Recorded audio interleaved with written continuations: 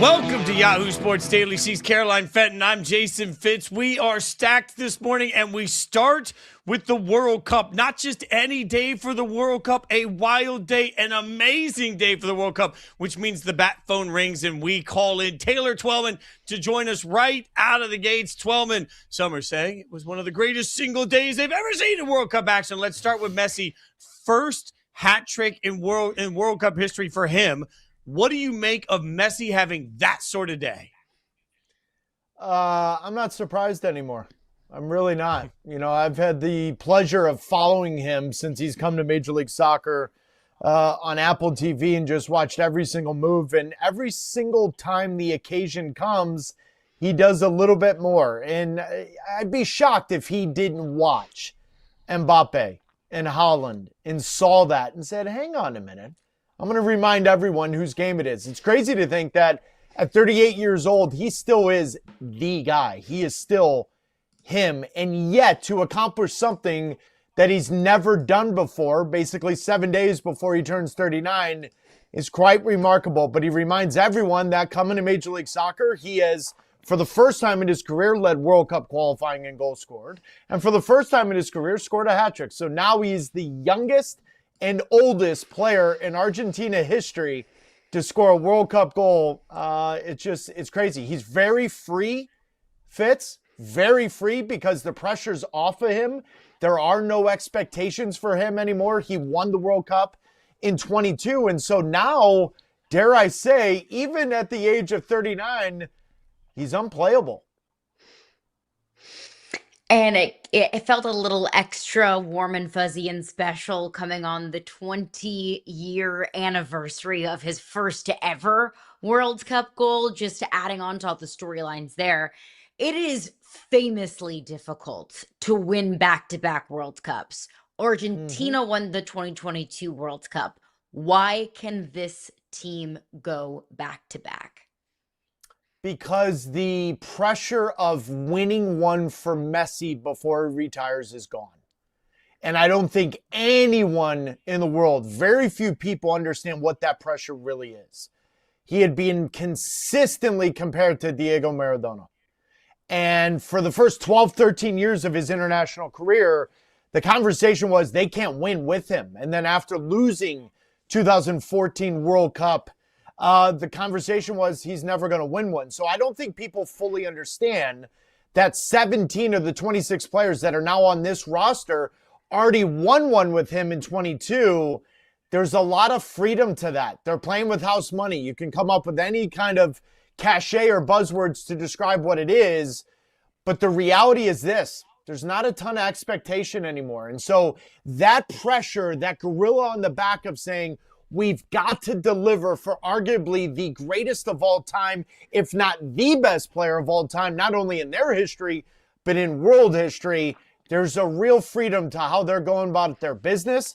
There's a commitment. When you watch the game, Messi's allowed to do what he needs to do. He's allowed to walk and find the game because he's got 10 players around him that are going to run, they're going to hunt, they're going to fight, they're going to claw. They're going to do all the little things well so he can flourish and so that Argentina can flourish.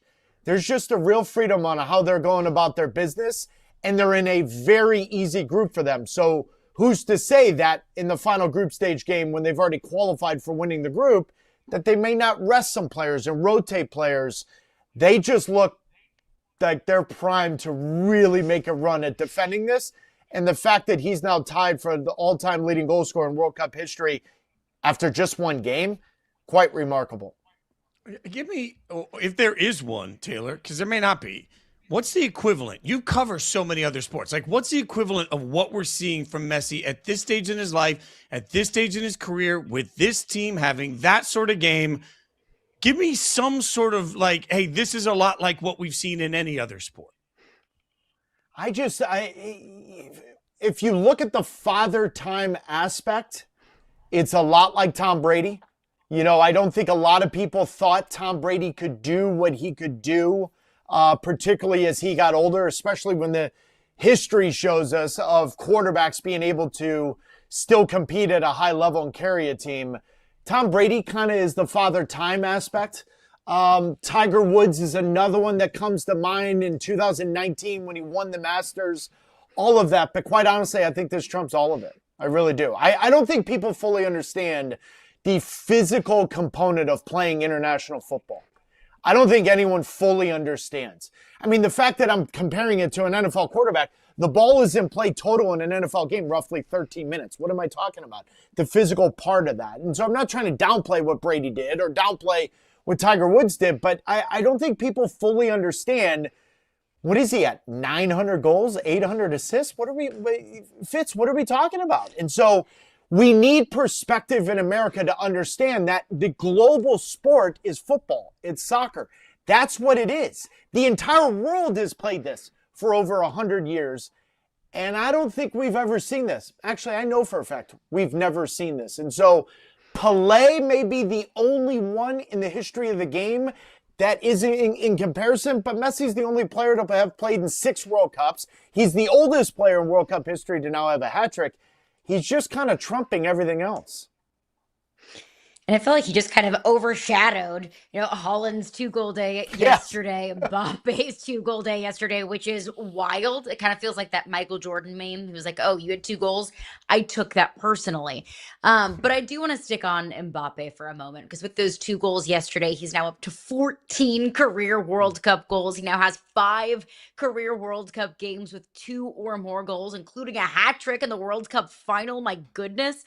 Where does Mbappe rank amongst the greatest World Cup performers in this sport's history, in your opinion? I mean, guys, he could potentially play in 3 straight World Cup finals, and he's only played in 3 World Cups. That's never been done before. To think that Messi has 16 goals, he has 14? Messi needed 6 World Cups to do that. Mbappe's only done 3. Now, I think it's disingenuous to tell the public that they're the same player. Mbappe hasn't done nearly half of what Lionel Messi has done. But when it comes to the World Cup, and the World Cup only, Mbappe is on a trend that I don't think we've ever seen before. And if France gets to a 3rd World Cup final in a row, he will be the all-time leading goal scorer, more than likely. And he's not even turned 30 yet. And so to really articulate where this is, I think when it's all said and done, obviously injuries, knock on wood, he's probably going to play in 4 World Cups, if not 5. He will be the standard bearer of goals scored. No doubt about it. Absolutely. But we gotta make sure there's a caveat. International World Cup Kylian Mbappe versus the club Kylian Mbappe player that obviously has been heavily criticized since moving on from Paris and Real Madrid. And since he's made that move, both teams have won Champions Leagues when he's not on the move. That's a different conversation. But when it comes strictly to the World Cup, I think he may be the pinnacle when it comes to it, when it's all said and done. Now, it won't be at the end of this one.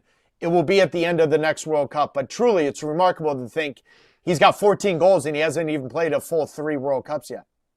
Okay, so walk me through that then. What do we do with the legacy and conversation around a great player in the greatest moments with the World Cup that maybe doesn't have that same success at the club level? What do you mean? Well, I mean, you're mentioning the fact that as a World Cup performer, he's much different than as a club level performer. So why and what does that mean to the way that we should have the overall conversation about Mbappe? Yeah, I don't think there is an overall conversation because individually he's the same player. Collectively, it's just been off at the club level. He played with Neymar and Messi in Paris, and they didn't win Champions League. Real Madrid wins Champions League. He moves to Real Madrid, and then Paris wins Champions League. And so that conversation is more about the collective. Club game is a lot different than the international game. But we're talking about a player in his first 3 World Cups that has 14 goals and potentially can play in only 3 World Cup finals. Nobody's ever done that. So Fitz, that's a conversation in and of itself. There isn't really one. He ends the discussion. So if France goes to the World Cup final in 2026, guys, we're talking about something that's unprecedented. And so maybe Pelé, I'd have to do my homework because I don't really know. What did Pelé do in his first World Cup or second one, off the top of my mind? But those are only 2 players. Nobody else has done anything remarkably close. So That is a very, very unique situation. He's now the all-time leading goal scorer for the French national team. He's done a lot quickly with the French national team. Sure, Real Madrid fans are going to be upset that since they made the move for him, they didn't win Champions League, and Paris won that. But the reality is that you can go in the transfer window, you can go buy players to support him, you can go buy a more complete team around him for whatever reasons and conversations you're having. But I don't think that changes the legacy of the player. If the player in 3 World Cups goes to 3 World Cup finals, only Pelé is someone that can have that conversation. Taylor, we are lucky enough to have you every Monday, Wednesday, and Friday throughout the World Debatable. Cup. First of all, thank you for that. But on Monday, you were talking to us about how Spain is one of the favorites to win it all this year, and they should be. And then they went out there and they had a draw with Cape Verde on Monday. Put that into context, maybe for people who don't have as brilliant of a soccer brain as you do, and how in the world can something like that happen? That's the beauty of this game. Anything can happen. Greece won a European Championship in 2004, if I'm not mistaken, and I don't think they scored more than 7 goals. And so it doesn't matter. You can win games in a variety of ways. That's why it's the greatest sport in the world, because there's a million ways to skin a cat. I also want to remind everybody, Argentina lost their opening game of the 2022 World Cup to Saudi Arabia, and they won the World Cup. And so you got to be very careful to put too much emphasis on the result. Because, yes, Cape Verde was brilliant. The goalkeeper stood on his head. Man of the match. All of that. And so for their opening World Cup game in their history, what a moment to hold your hat on.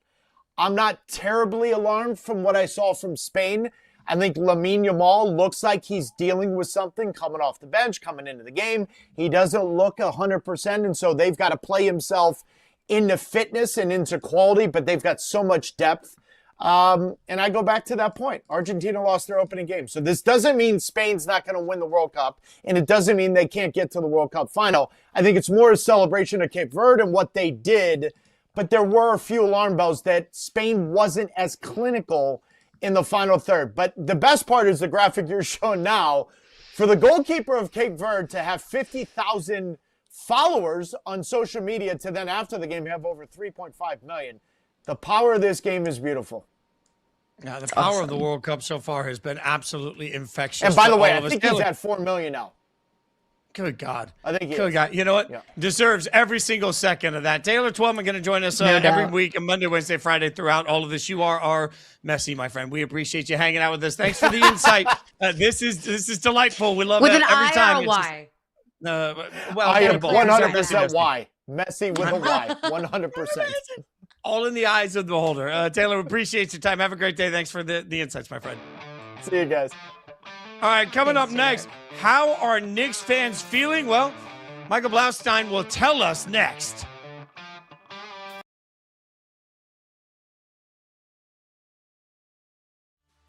Do you have any advice that you could give to Christian Pulisic about how to handle this World Cup?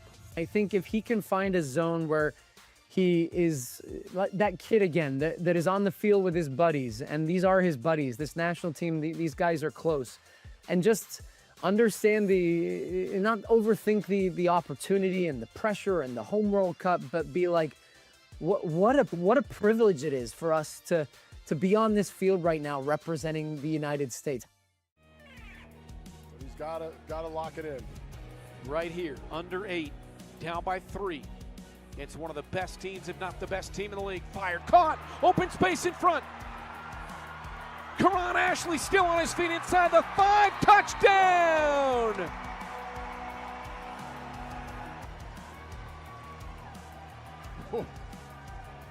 This is again why we love the indoor football league.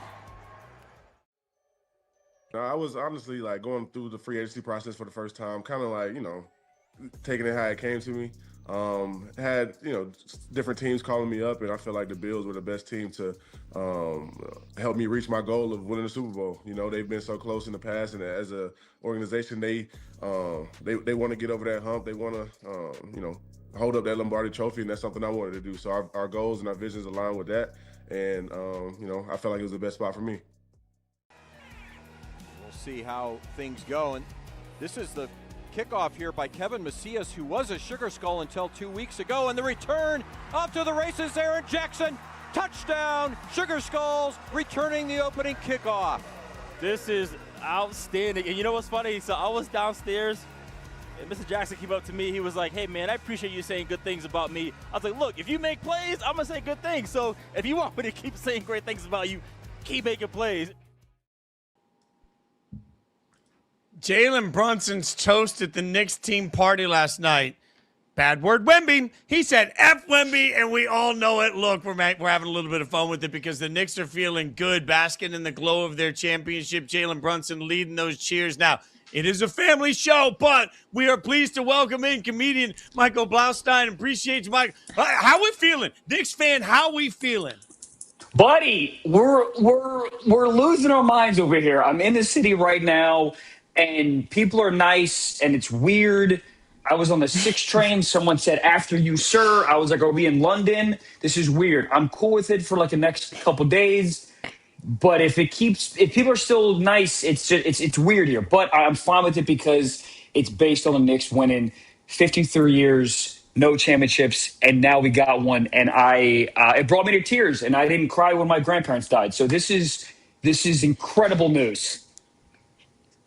I love that it takes snapping a 53-year drought for New Yorkers to just have like basic human kindness and just basic politeness.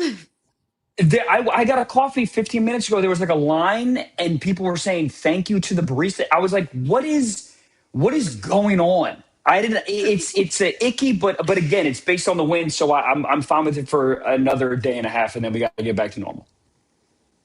So you posted an Instagram story after the Knicks won the title of you running out to your front yard, and for lack of a better word, I believe you were air humping your car. Walk us through this moment. Is that we had no control over our devices, just had no choice but to air hump the car? Imagine just being a fan of something that was just horrendous for so long, and they accomplished their goal. And it's just, you can't do anything. I needed to explode in some way, and air humping a Prius was the only thing that my body said to do. So I listened to my body, and that was my celebratory hump. Look, I'm in for every ounce. By the way, Stiff Socks Podcast, whichever Wallace, check it out.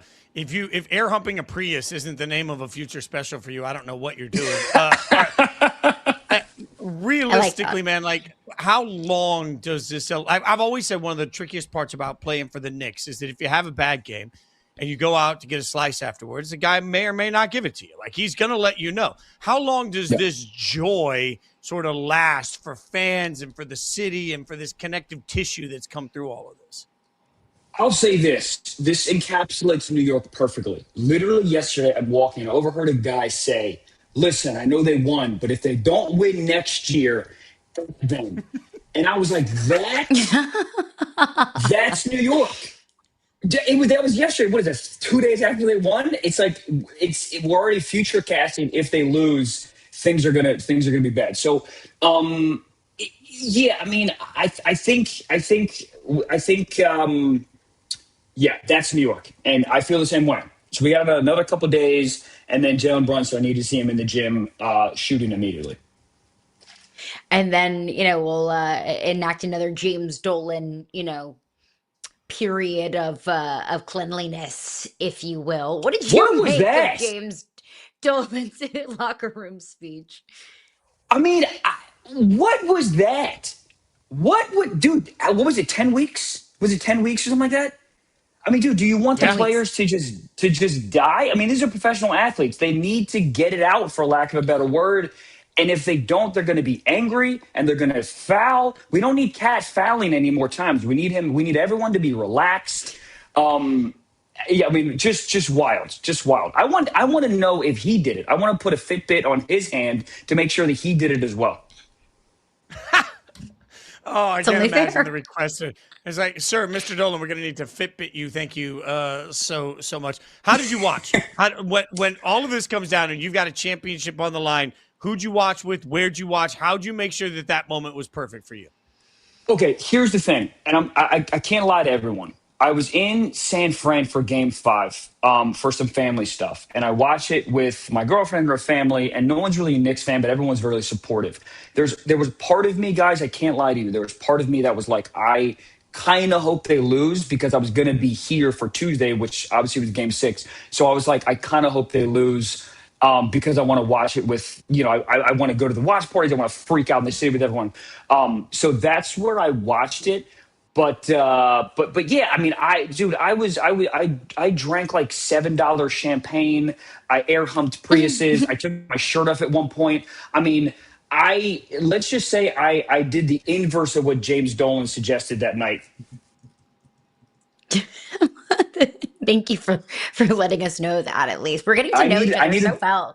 Yes, I need the world to know. We're lifelong friends already. All right, I'm gonna put you on the hot seat. Just gonna put you right here as a comedian. If you were doing a roast of Victor Wembanyama, what would you say? What would be your roast of Wemby? Oh, this is really on the spot. This is the live show. This is really not great. Just put you in such an uncomfortable position. I mean, listen. Wemby is 7'4", and I'm just happy that New York got to come together to cheer a tower crumbling finally. Okay, there we go. That's you know what you did it. You guys wanted it. You put me. You did this to me. That's on us. That is on us. That is our fault. I blame myself. I own that, America. That is our fault. All right, so now I guess I'm gonna get put on the spot. All right, something you guys do on the Stiff Sox Pod is play a game called Guess the Person. Okay, so I've been told that I need to put on a blindfold and I'm gonna guess some people. But here's the thing. I want you to appreciate the fact that finding a blindfold is difficult. I learned this as a guy. There's not a lot of fabric that really makes a blindfold, so I roll a towel that I can put over my head like this. I can't see anything. This is the best I could do. I don't even know if I'm near a mic right now. Caroline, take over, and we're going to figure out how this goes. Yeah, it looks great. I'm just asking our producers to screenshot this, and we'll tweet it out. Yahoo Sports Daily, no context. So we're going to have our own version of this game, Michael. Our producers are going to put up a picture of a person that you and I have to explain to Jason, and then he has to guess. We've got 3 of them. Are you ready to see the first one? Fitzy, be good? Yeah, I'm good. I'm ready whenever you guys do. Like, do I get to ask you the question first, or are you guys giving me an explainer first? What you gotta just ask us yes or no questions. Yeah, right. Ask us yes or no questions. Is he an athlete? In his role, yes. Yep. Wait, so is he an athlete? You know what? He used to be. Okay, yes. he used to. Is he a commentator? He's around athletes. He's not a commentator. Is he a coach? Yes. Yes. Okay, the way you guys said yes on that is really confusing. Is he old? No. Now I would say oldish. Okay. Now, I'm so lost on this. In the photo, he's not. And the photo, he's not. What are we doing? Like, what? All right. So, is he recently in the news or famous? He is famous, but not recently in the news. Not recently in the news. So, I don't know. Phil Jackson. Like, Phil Jackson's a coach that's old and not. Pat Riley. Can I say this? Phil Jackson is a real coach. Oh, okay. So he's a fake coach. Oh, is he Coach Taylor from Friday Night Lights? No, but we are cooking right now. But you're in the right track. We're in the thing, yeah. Oh, is it like is it like Pacino or like the Any Given Sunday coach? We're still cooking. We're in the right ecosystem. Is he a football coach? Is he a That's TV what I wanted. or movie or TV football coach? No. Movie or TV basketball coach? No, keep going. No. Movie or TV hockey coach? What is it, Emilio Estevez? Yep. Yes. Hockey coach. Yeah. Ding, ding, ding, Great ding, job. Ding, ding. Great job. Feeling good about that. Good job. Let's keep the good vibes going because we've got another person for Fitzy to guess. Let's see what we've got. Is it a man? We're going to wait for the photo to come up here. Oh, okay. It is a man. I'm just already guessing. I'm guessing. It is a man. Okay. It is a Is man. he an athlete? Yes. Yes. Oh, see, Michael gave me a Yes. yes, and I'm not sure what I mean. Okay. Does he showing currently respect to this professionally athlete. play a sport? Does he currently professionally play a sport? That's a good question. No. No. Has he ever professionally played a sport? Not that we know of. Adam But he Sandler? could have. Oh Is it my Adam God.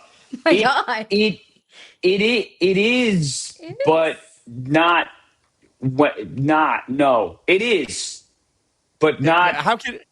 Is it one of? So it is not Adam Sandler, but it is Adam Sandler. What is it, like an animated Adam Sandler That's- or something? Like Correct. No, it's Adam Sandler, but it's also not Adam Sandler. And I don't know why that's confusing to you. that? What That could is so possibly be confusing about that? It is. What does Adam but Sandler? it What is- does Adam Sandler do for a living? He's a comic. And He's an actor. Yes. He's an actor. yes, Yes. yes. So it's an actor, but it's not Adam Sandler. Is it one of Adam Sandler's like hanger-on buddies that's only rich because he's in Adam Sandler movies? No. Really derogatory of me to say. But He does have a lot Okay, of those, though. oh yeah, I know he does. So it is Adam Sandler, but it's not Adam Sandler. And I got to Adam Sandler quickly, and now I'm so confused, guys. I have no You idea. did the heavy I- lifting. You got did. the guy. You just need his. I need a character. Right? We There asking me you for go. like. Yes. You want There me it is. to define one of Adam Sandler's characters? Like Uh-huh. this is going to take all day because Michael, I'm not a big Adam. Just so you Is it- know, it- Fitz is not an Yeah. Adam Sandler guy. I don't particularly find Adam Sandler to be. I don't love. Is it Happy Gilmore? Is it Happy Gilmore? Did you Happy Gilmore me? No. Okay. Was that? But it's Wrong sport. wrong sport. Okay. What other athletes is he? What he was like in the? My- I don't know. Did he ever play? My a basketball personal player? favorite Adam Sandler character, if that's helpful to you at all. No. Waterboy. Yes. I still think Bobby I think Boucher. I lose. This was a technicality. The minute I got Adam Sandler, it should have counted. I'm just saying, with the blindfold on, should have counted. Specificities here on this show. Okay, third and final one. Fitzy, take it away with some questions. Male? No. Is it a he? No, it's a female. Okay. Is she Yes. an athlete? No. Is she an actress? Yes. Yes. Is she also a musician? No. No. Okay. Well, the way you guys were hesitant on it is so it's a female 'Cause- actress. I don't know Go if I ahead, know Kelly. her resume well enough. That's why I paused. I had to think for a second. I'm don't pretty sure the think answer is no. so. Okay. So is she really, really famous? Yes. Yeah. Is she old? Sorry. Yes. Depends on what She your is old. definition of old is. But yes, older. Fair. Um, Yes. She's got some Has grays. she been in sports movies? Yes. Yes.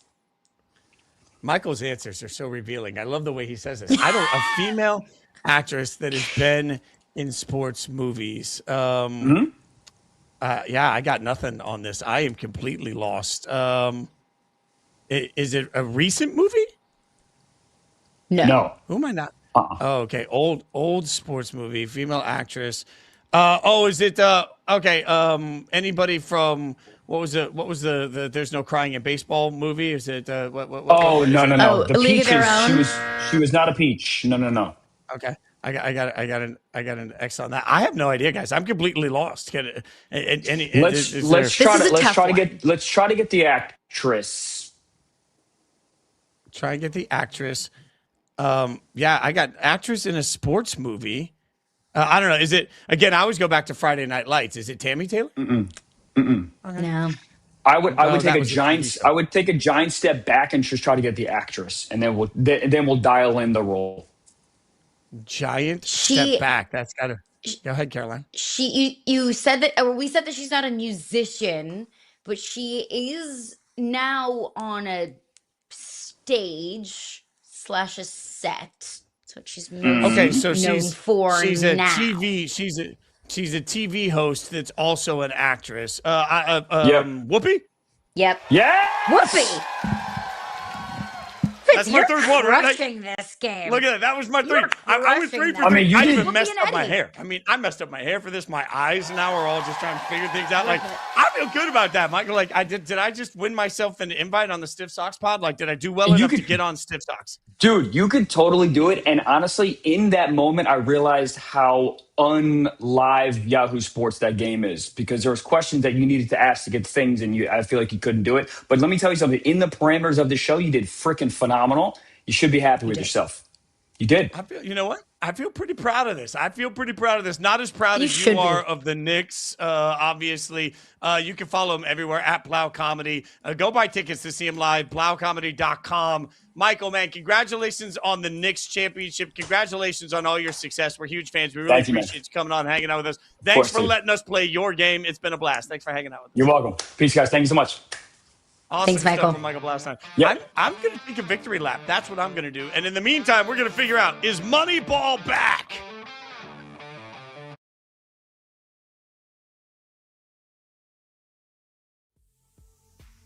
There was a big bright light shining on the hall, and I saw these two figures, and they were coming. I couldn't see who they were. It was just like dark, shadowy figures. And then we walked past them, and I was just talking to Jeff, and they were talking about before we started signing about how it goes. And then grabbed me from behind. He's like, "Hey," he says, "you're not even gonna say hello to me? You're doing that?" And it was Taker. I said, "I had no idea it was you, but that's so cool. It's so good to see you, man." I gave him a hug, and I said, "Man, I gotta tell you," I said, "I'm super excited for you, man. Are you excited for Dave Meltzer to give you the Booker of the Year award?" And he said, "Shut up," you know. How do you sort of take your game to the next level in what is now a split backfield? Yeah, you always need a split backfield running back. We take a lot of hits. We get hit every play, either for you blocking or running. And I say Montgomery, he been doing a great job just going off of just learning my style of play, me learning his style of play, learning new things. You always need a tandem 1-2 punch in the backfield. Sometimes you need a 3-punch. So just getting that in, and we just getting to work right now. Got to get a touchdown on this possession. Stepping up Garrett. Garrett surveying. He wants it all. End zone Flavors is there, but it's pulled away by Cook. Cook pulled it out of the air and out of the hands of Flavors for a Northern Arizona touchdown. That just happened. In my mind, I'm thinking INT, ball game's over. Marlon Cook says, "Give me this. I need it." Myles Garrett traded to the Rams. They're trying to live in two worlds where they've got an eye on the future with the quarterback they took this year, but also clearly, maybe more than any other team we've seen, trying to push here for a Super Bowl, which God, the burden of expectations is going to be tough on that team this year. Like, it is, sometimes I kind of roll my eyes at the Super Bowl or bust idea, but this really is like, that's it. Like, Super Bowl or bust. Everything else it would be a failure of a season. If there is one team in the American League that you view as maybe the biggest threat to the New York Yankees this season, who would it be? I think it's got to be Tampa. I mean, and especially, being in that same division, if they can, add, maybe something at the trade deadline, maybe one more big hitter, they may have a chance to overtake the Yankees. That was Hall of Famer CC Sabathia on this show with us on Monday. Today's the anniversary of the release of Moneyball by Michael Lewis, which chronicled how Billy Beane and the A's used stats and shrewd economics to compete with higher payrolls. 23 years later, and there are multiple teams, including the Rays that you just heard CC mention, who are now low on payroll but high on wins. Caroline, is Moneyball back in style in MLB? Well, I think that you can use plenty of examples and plenty of evidence at your disposal for whatever your argument might be, right? Because if your argument is, yes, Moneyball is back, then you can look at the bottom 10 payrolls in Major League Baseball and see that 7 of those 10 are at or above 500, and 2 more, Pittsburgh and Miami, are just below 500. When you look at Milwaukee with the 20th ranked payroll in all of Major League Baseball, with the top seed in the NL Central at 43 and 26. When you look at Tampa Bay, who's just a game and a half back back of the big bad New York Yankees. When you look at the St. Louis Cardinals that are having the most exciting and successful season that they've had in the last 4 to 5 seasons. When you go down the list of these low payroll teams that are exceeding expectations, you could point at that and say, yeah, Moneyball is back. But also, if you don't believe in that, if you don't subscribe to that belief, then you could also look at 3 of the 4 teams with the best records in baseball. 3 of the 4 teams in Major League Baseball that have won 43 or more games this season have 3 of the top 6 payrolls in Major League Baseball in Atlanta and the New York Yankees and the Los Angeles Dodgers. You can look at the last 2 champions, the big bad LA Dodgers who spend more money than anyone else, and say, no, Moneyball is not alive and well, that you have to spend money to win championships and to be the best teams in baseball. So you can really point to whichever kind of baseball philosophy you believe in and subscribe to, but ultimately it comes down to championships. And the teams that have been vying for or winning championships over the last several years have been the teams that have just spent the most money. It's interesting to me because as a sports community, we're no longer allowed to have a moment. Every moment has to be some great indicator of what's to come and how everything should be. We're doing this in the NBA.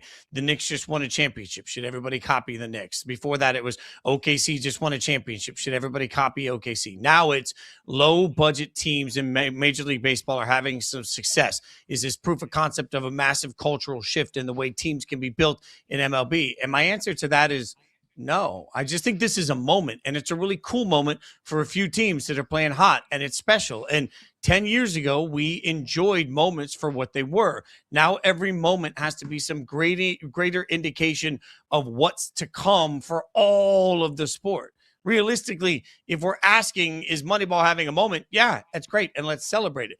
If we're asking, is Moneyball the new way that you build your teams? Well, that's never consistently been the way that any group of 10, 15, 20 teams in Major League Baseball were consistently year in and year out competing for championships.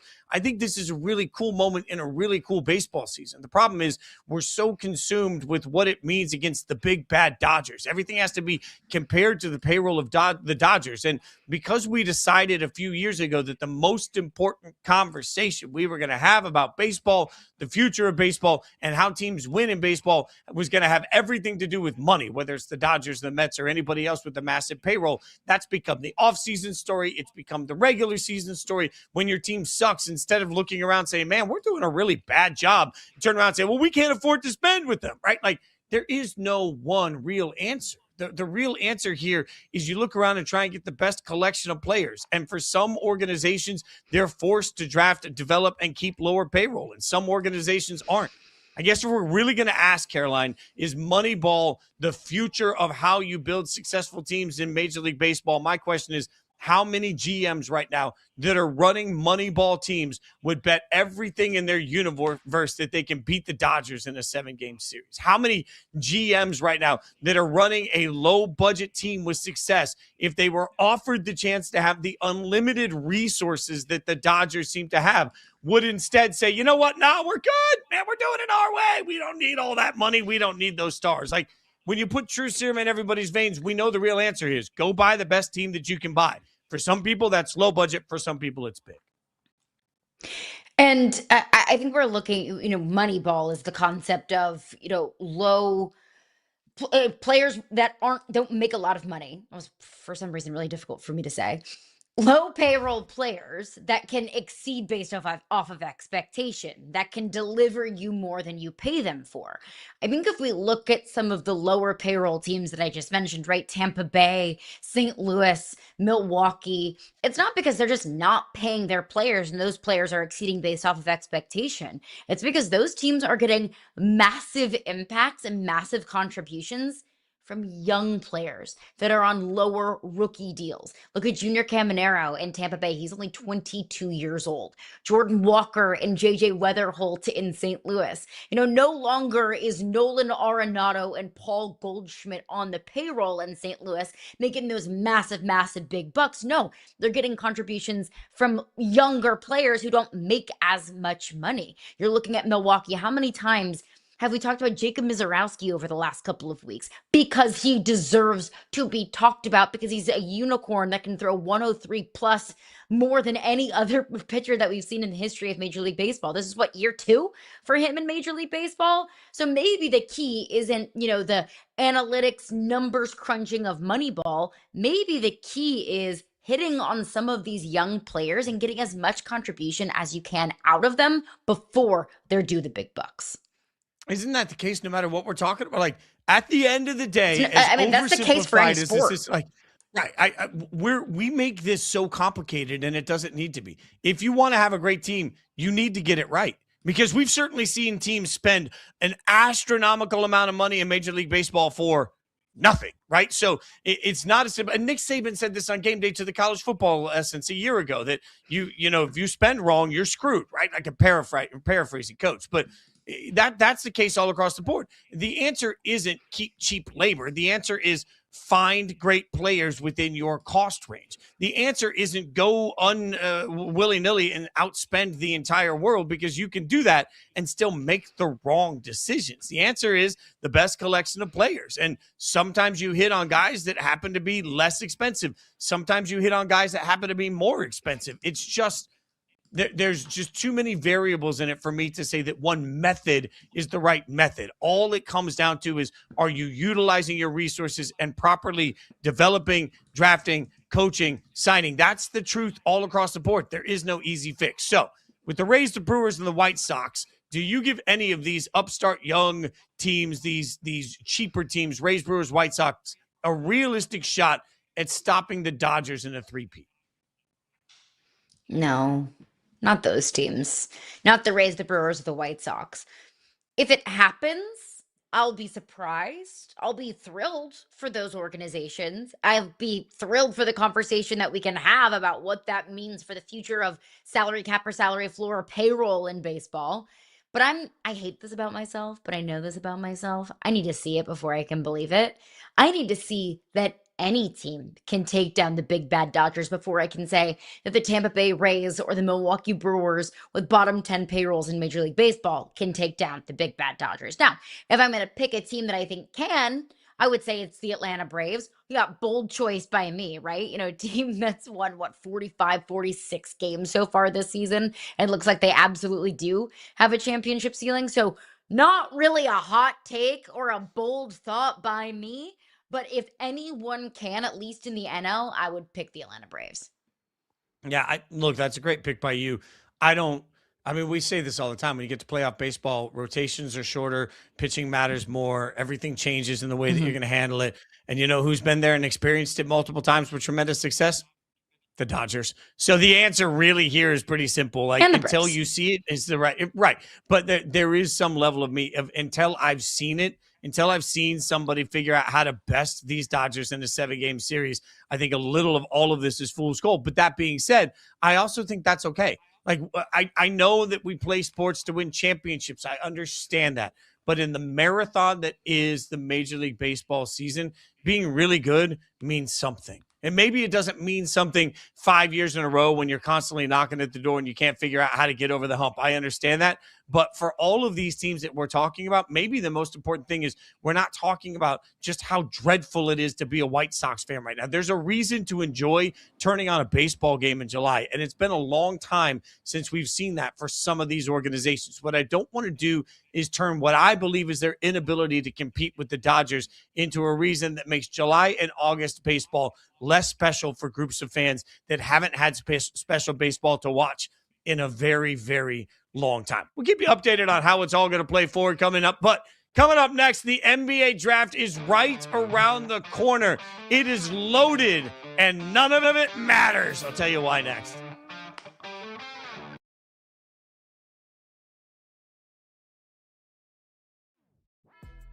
Why is it still difficult for the U.S., especially the U.S. men's national team, to sort of be this bigger power? I think there's two things. One, you can't price out the working class from games, and it covers every culture, every demographic.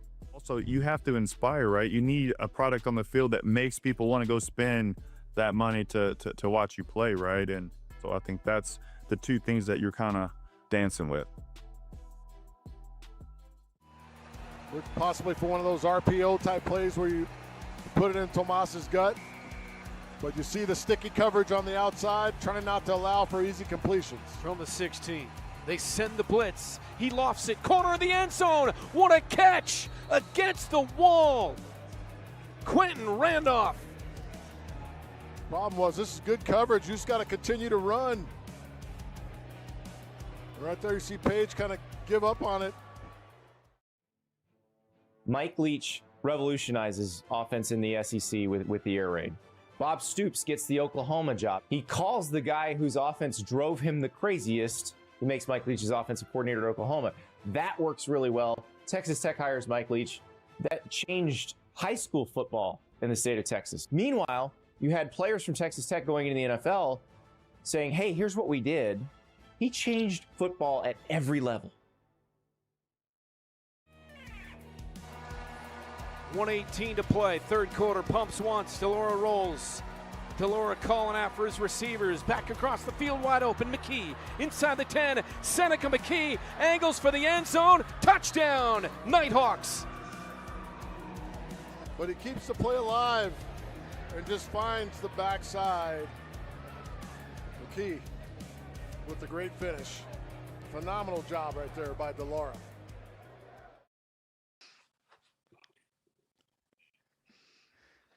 Darren Peterson goes third overall to the Grizzlies in Kevin O'Connor's latest mock draft. Despite being a two-way guard that can fit in Utah, falls below Boozer because of the injury history that caused him to miss 11 of 35 regular season games.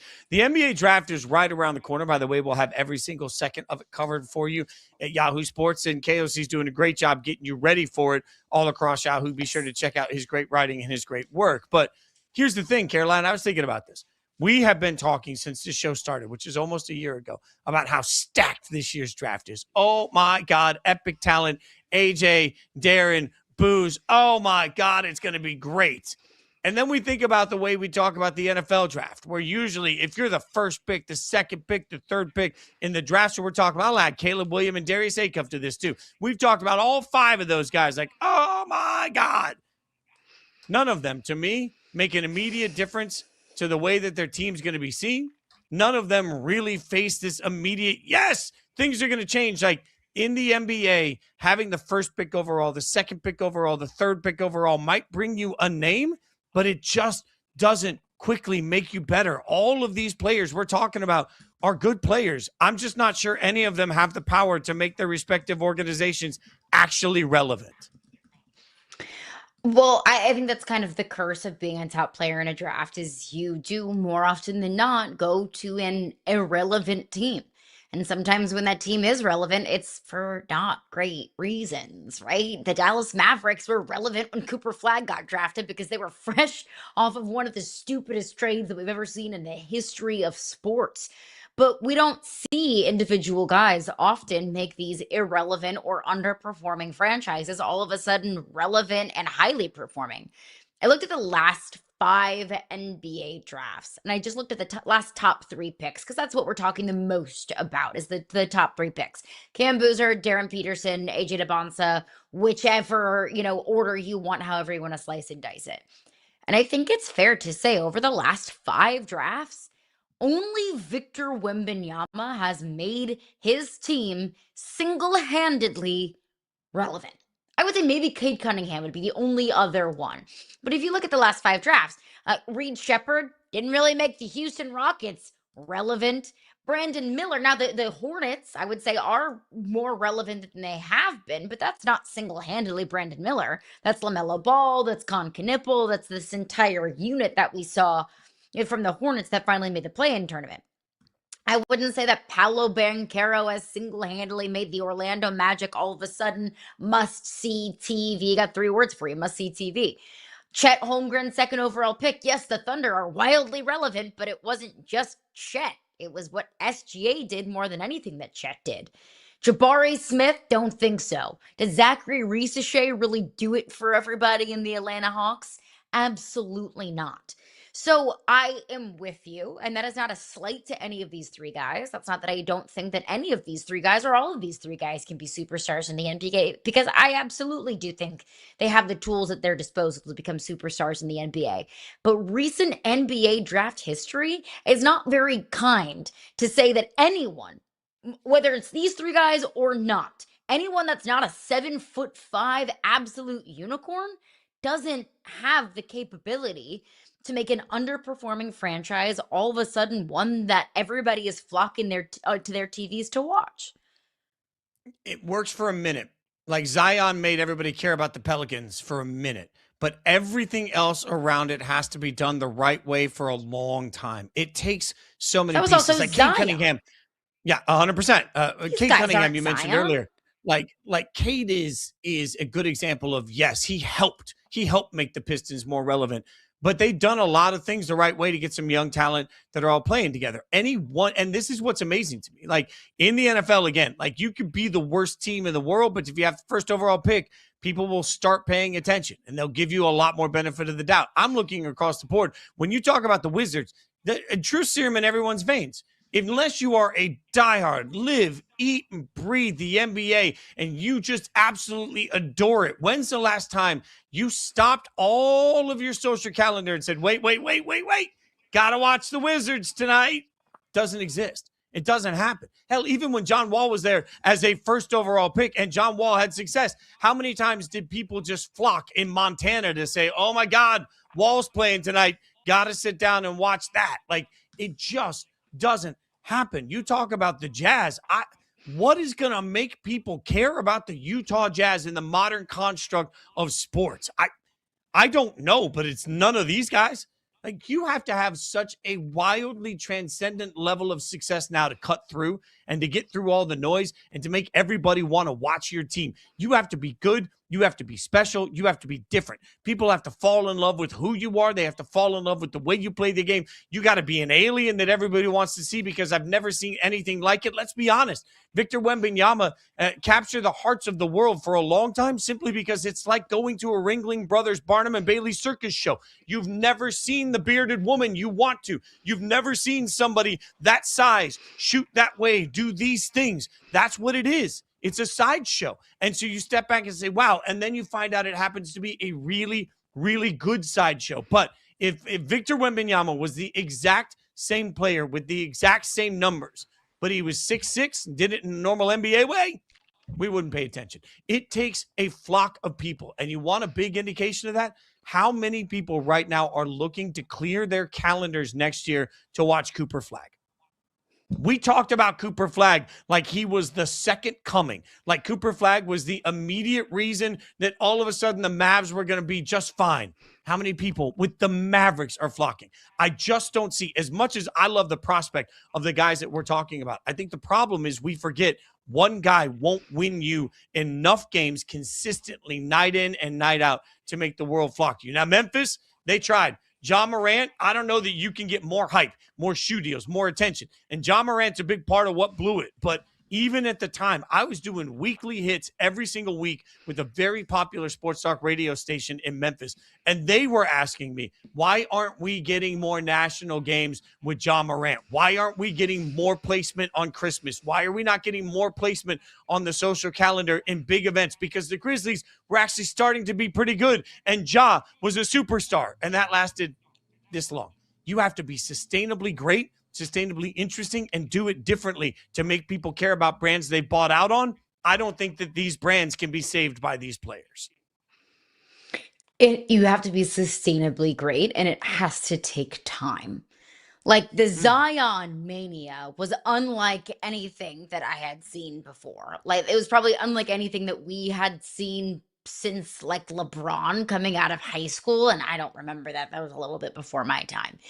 Zion, it was Zion Center. Remember, that was kind of the joke because Zion was the only thing that anybody on Sports Center ever talked about. Anything Zion did, his shoe coming off in the middle of a Duke game, that all of a sudden was, the top headline on any sports publication in America. Zion was larger than life. And how long did it take for the Zion interests to fizzle out? Not that long. After not performing well in New Orleans and getting banged up and not being in shape enough to be consistently available for the New Orleans Pelicans. And on the other side of that is, look, Anthony Edwards was drafted #1 overall to the Minnesota Timberwolves, and I would argue he single-handedly makes Minnesota interesting, makes Minnesota a talking point, makes Minnesota must-see TV, or as close to must-see TV as regular season Minnesota Timberwolves games can be. But Ant's been in the league for 6 years. It's taken time. Ant's had to build up his reputation. Ant's had to build his kind of off-the-court persona. His personality is a big part of that as well. That didn't happen overnight. Was anybody during COVID or in 2021 like, oh my gosh, I have to watch Anthony Edwards in Minnesota? No, of course not. But he earned that. He's consistently earned that over time to make himself the focal point and the centerpiece of the Minnesota Timberwolves. So not only does it take time, not only is that handed to you on a silver platter, unless your name is Zion Williamson or Victor Wembanyama, none of these guys are. No disrespect to those guys, but they're just not. So it's not handed to you. You have to earn it and you have to sustain it over time. I think Cooper Flagg can earn that over time because I do think in Dallas he is, a really, really hot ticket to watch. It's going to become more of a hot ticket over time. John Morant is a great example on the other side of that. Yes, he earned that right to get Memphis on the map nationally. They were the 2 seed in the Western Conference in 2022, but after what we've seen from Ja over the past couple of years, it's, there go the Grizzlies back to irrelevancy. So it takes time, and it takes time to sustain. I think also Anthony Edwards was combined with a former #1 overall pick initially in Cat, which made it interesting, right? Cat wasn't making Minnesota interesting. It's like the two of them together. Now all of a sudden, we're going to watch these 2 first overall picks, these phenoms come together and see if they can do something that the #1 overall picks in Philadelphia couldn't do. To your point, yes, I do believe over time, any of these players could make any of these teams relevant. But in order to do that, what it takes is sustained success and smart decisions by each of the organizations respectfully that's drafting that player. So I have to buy that Washington, that Utah, that Memphis, that even Chicago at 4, keep going down the list. I have to buy that not only are they going to get this pick right, they're going to get the development of this pick right. They're going to put the right coach in the right place to make sure that this pick excels to the best of his ability while also building a roster around him that makes him successful. Because to your point, people will watch for a second. And then once they figure out that, oh, yeah, it's the same mold. Once they figure out it's the same old Pelicans. Oh, yeah, it's the same old Grizzlies. Like there is a spot where everybody buys in, but they're quick to sell out. And so to me, part of the reason that I don't believe in these teams is because I don't trust that they'll do the right things around the talent that they have. Which is a very fair point. It's not just about the player. More often than not, it's about the organization. You bring up Cat and Anthony Edwards. I just have the recent drafts up in front of me. So I was looking at the drafts between Cat and Anthony Edwards because I think it's fair to say Minnesota hit on those picks.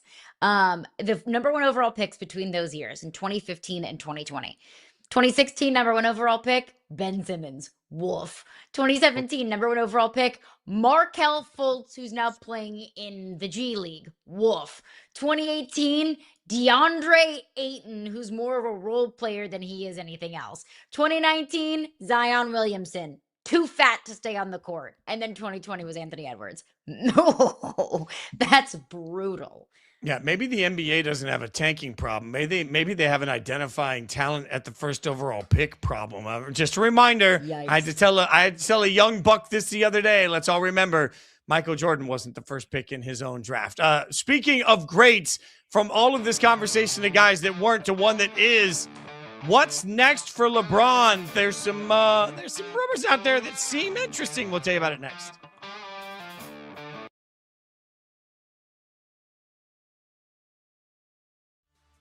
you have any advice that you could give to Christian Pulisic about how to handle this World Cup? I think if he can find a zone where he is that kid again that is on the field with his buddies, and these are his buddies, this national team, these guys are close, and just understand not overthink the opportunity and the pressure and the home World Cup, but be like, what a privilege it is for us to be on this field right now representing the United States. He's gotta lock it in. Right here, under 8, down by 3. It's one of the best teams, if not the best team in the league. Fired, caught, open space in front. Karan Ashley still on his feet inside the 5, touchdown!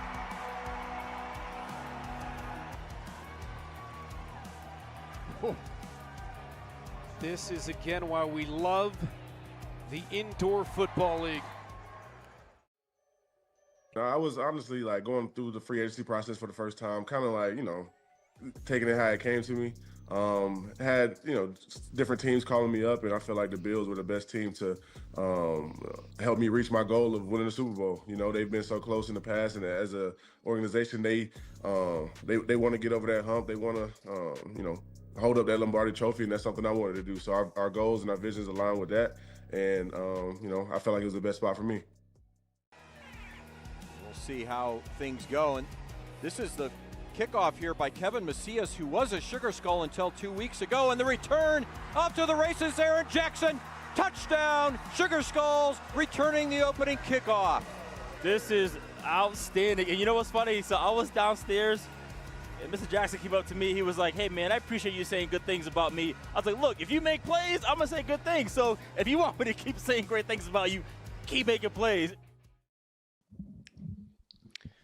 Bill Simmons said he would bet his life that LeBron James is signing with the Warriors. Quote, this one is a really fun one because the Warriors is really in play now, like for real. I really feel like if I had to bet my life on a team, I think I would bet on them. I think Bill Simmons out here. Remember, conspiracy theory time. Bill Simmons owns The Ringer, which hosts Max Kellerman and Rich Paul's podcast Game Over. Does Simmons maybe have some insider trading knowledge here out here? Making a bunch of money on Kalshi if he does. By way of Rich, are we buying that Bill Simmons knows something the rest of us need to know? I just love that verbiage. I would bet my life on it, I think. All right. I'd be pretty sure on that one. There's Bill. a lot of sort of some confidence there. A lot of maybe a little bit of confidence. He either has insider knowledge because obviously he has a direct connect to somebody who, has a very close relationship with LeBron James. So he either has insider knowledge or he has, like I said, a direct connect to somebody who wants to drum up rumors, drama, and interest about somebody who they have a financial interest in. So that's, and I'm not saying that Bill Simmons is pushing propaganda, but that's just what being a reporter or being an insider is. Whenever you have connections to somebody, either directly an athlete or connections to somebody with connections to somebody, like a LeBron, like a Rich Paul to a LeBron, a lot of times they will feed you information to kind of, create interest, to create a narrative. It happens all the time. Like, just look at the verbiage from, an Adam Schefter or a Shams Charania. A lot of times the verbiage can look one way or another, or make a client look one way or another, or a team one way or another, because that's the way that their agents want to paint this picture. So either Bill Simmons knows something, or Rich Paul / LeBron wants to put something out there to make the narrative sound or look a certain way. I think and look, I don't know if Bill Simmons has insider information. I think what we're all doing is we're doing our own math, what we expect from LeBron based on our emotions, LeBron. And that's a tricky situation to do. Like, I guess I would ask everyone, proof of concept here.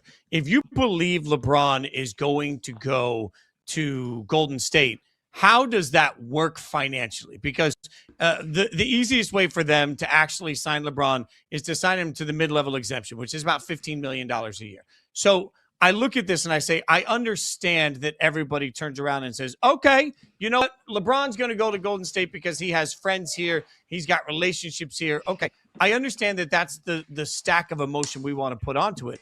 I just ask, what proof do we have that any of that is actually real? Like, if we take our want to put a Disney storybook ending on LeBron's career, because he's going to go to Cleveland. LeBron's going to go to Golden State so he can play with his friends. He likes these guys, all of these things. Why? At what point has LeBron ever indicated he's going to take less money? At what point has LeBron ever indicated in this process? Like, if the argument is he wants championships, he could have taken the mid-level exemption anywhere last year and gone to places that would give him a better shot at actually winning a title than the Lakers. He didn't do that, right? So if he's going to go to Golden State, does that give him a better shot at a title? I don't think so. But even if you think it does give him a better shot at the title, you think he's taking less money for that based on what? What's your indication other than just your own personal gut feeling that LeBron's made so much money, he's going to be willing to take less? When does that ever happen? Like, take our feelings out of the LeBron James conversation and let's just talk about facts. All right. He hasn't chased championships in the recent years when he could have. He hasn't taken less money in recent years when he could have. He hasn't gone to play with other friends at other teams in recent years when he could have. You know what he's done? He stayed in LA, where he obviously likes to be, where he's playing with his son, where his family enjoys things, and he's taken every damn dollar he can in the process of it because he knows his worth and he doesn't want less than his worth. So unless I think that LeBron is going to do something based on my feelings and none of his actions, I don't see how we get LeBron somewhere for less money to play with friends that may or may not contend for a championship. None of this actually makes sense from a logical standpoint, not a hard standpoint. You bring up how LeBron won't take less money to go elsewhere, and nor should LeBron. Just because he's worth what, like a kajillion dollars, doesn't mean that he wants to make a kajillion dollars more.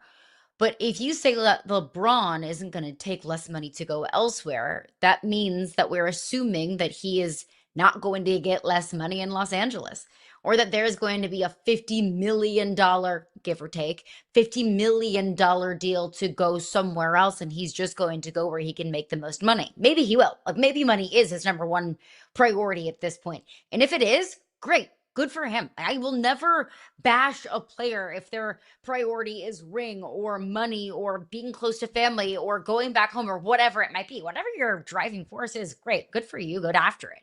We do the same things as individuals and professionals in our respective jobs.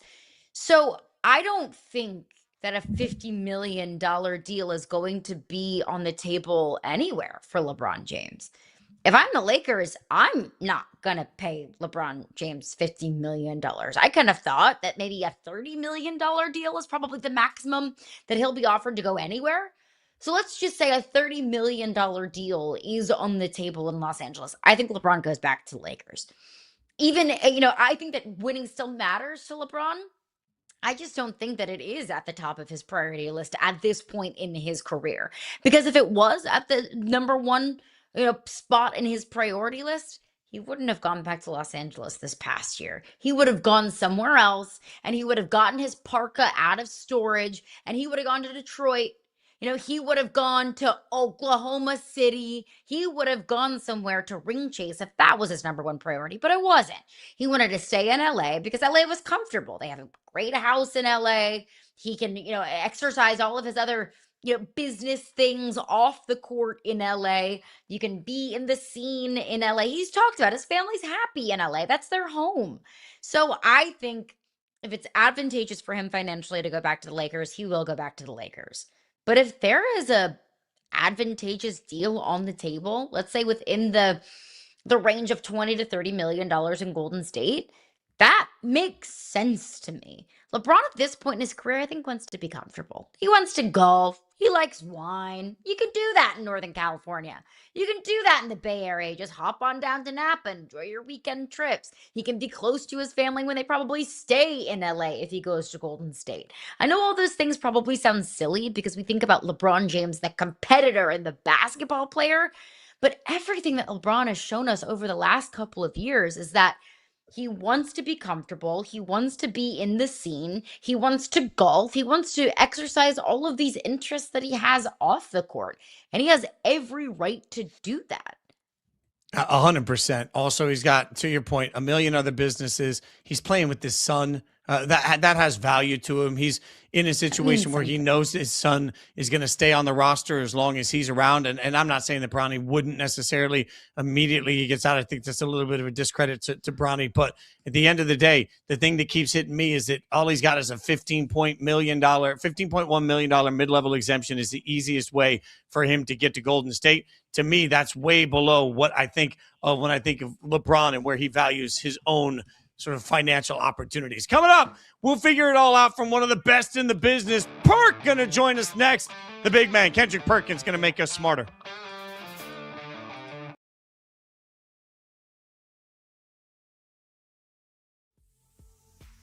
There was a big bright light shining on the hall, and I saw these two figures, and they were coming. I couldn't see who they were. It was just like dark, shadowy figures.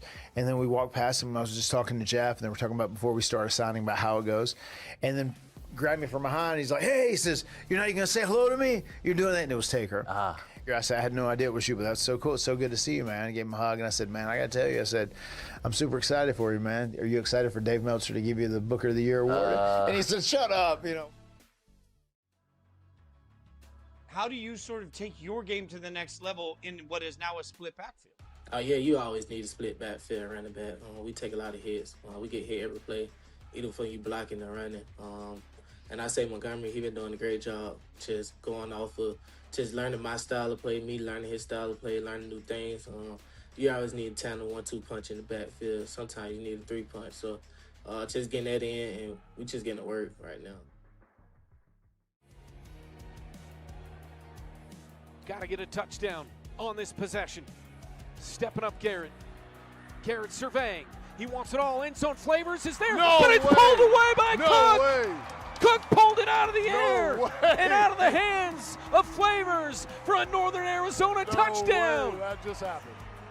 In my mind, I'm thinking INT, ball game's over. Marlon Cook says, give me this. I need it. Myles Garrett traded to the Rams. They're trying to live in two worlds where they've got an eye on the future with the quarterback they took this year, but also clearly maybe more than any other team we've seen, trying to push here for a Super Bowl, which God, the burden of expectations is going to be tough on that team this year. Like it is, sometimes I kind of roll my eyes at the Super Bowl or bust idea, but this really is like, that's it. Like Super Bowl or bust. Everything else it would be a failure of a season.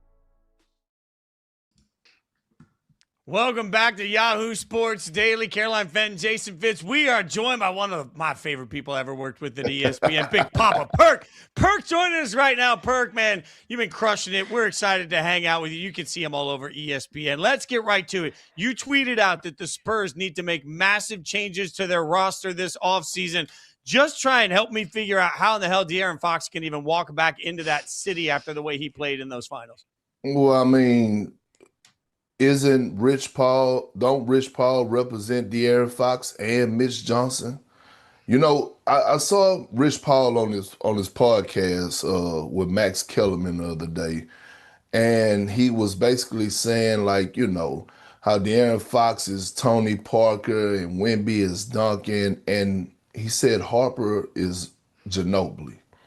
And I thought that was the most asinine thing he could have said. And I'm not disrespecting Ginobili. He bought into his role of being a six-man type guy, but that's not Dylan Harper. Dylan Harper showed us that he's a starter and a rising star in this league. There's one person that the Knicks couldn't stop, and that was Dylan Harper. Why do I bring up Dylan Harper? It's because De'Aaron Fox is in his way. They owe De'Aaron Fox about $200+ million over the next 4 years. The problem is, do I believe they need to move on from De'Aaron Fox? Yes. The problem is, who's going to take on that salary? That's the problem. And people will say, oh, well, hey, guess what? Maybe D Fox could come in off the bench. First of all, you're not paying somebody over $200+ million for them to come off the bench. Second of all, if you want your young star to continue to grow and play through his mistakes and be able to evolve in Dylan Harper, you don't need him looking over his shoulder. You don't need him walking into the practice facility or into the arena every single day throughout an 82-game season worrying if, he's going to get put back on the bench for De'Aaron Fox. Man, I went back and watched that game, game 4 and game 5. D Fox was horrible. And I kept saying to myself, Miss Johnson, when are you going to put Dylan Harper into the starting lineup and let that man spread his wings? So the first thing that the Spurs need to do is try to find another home for De'Aaron Fox to get out of Dylan Harper's way.